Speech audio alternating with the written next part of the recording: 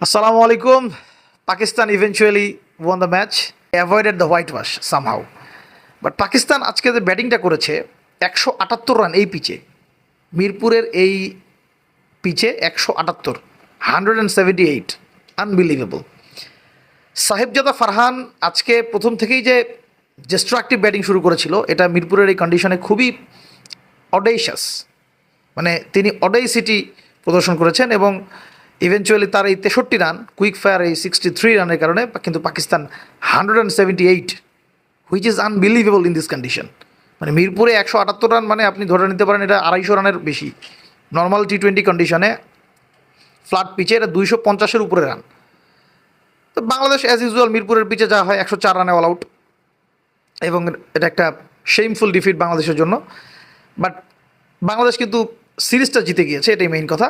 এই জন্য 2-1 তারা কিন্তু সিরিজ আগেই উইন। গত পরশু দিনই কিন্তু আমরা সিরিজটা জিতে গিয়েছি। বাট প্রবলেম হচ্ছে পিচ নিয়ে যারা কথা বলতেছিল না, এবং পিচের যারা পক্ষে কথা বলতেছিল এবং যারা সঠিক তথ্যটা উপস্থাপন করেছিল কমেন্টে যে পিচ ডেফিনেটলি ইন্টারন্যাশনাল স্ট্যান্ডার্ড না এবং এখানে ব্যাটিং করলে আমাদের ব্যাটসম্যানরা ভালো করতে পারবে না, তাদের এগেইনস্টে বাংলাদেশ জেতার কারণে সবাই কথা বলতেছিল। বাট আজকে দেখেন এক্সপোজড হয়ে গেছে। তো বাংলাদেশে কিন্তু কোনো ব্যাটসম্যানই এই সিরিজে কেউ ভালো রান করতে পারে নাই। জাকের আলী অনেকের সেই আউটস্ট্যান্ডিং 55 রানের কারণে গতকালকে ম্যাচটা কোনো রকম কিন্তু বাংলাদেশ জিতে যায়, তাও ম্যাচটা হারতে ধরছিল, 8 রানে কোনো রকম ম্যাচটা জিতে গেছে। আজকে কিন্তু কোনো ধরনের বাংলাদেশ কিন্তু কোনো সুবিধা করতে পারেনি।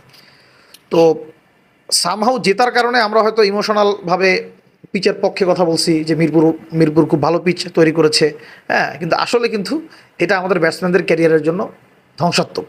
এরকম উইকেটে খেললে কোনো দিন ইন্টারন্যাশনালি ভালো করা যাবে না, এবং টুর্নামেন্ট যেটা টি-20 টুর্নামেন্ট, এটা ইম্পসিবল।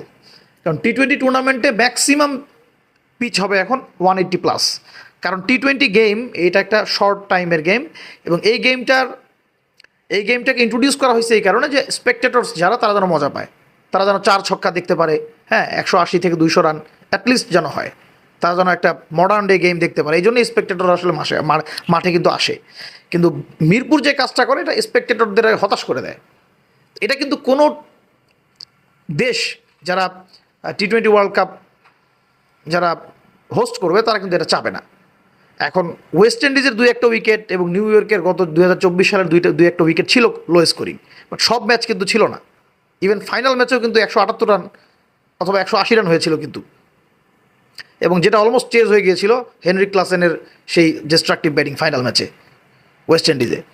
তো আসলে এবং শ্রীলঙ্কাতেও কিন্তু সবসময় যে এত কম রান হয় তা না।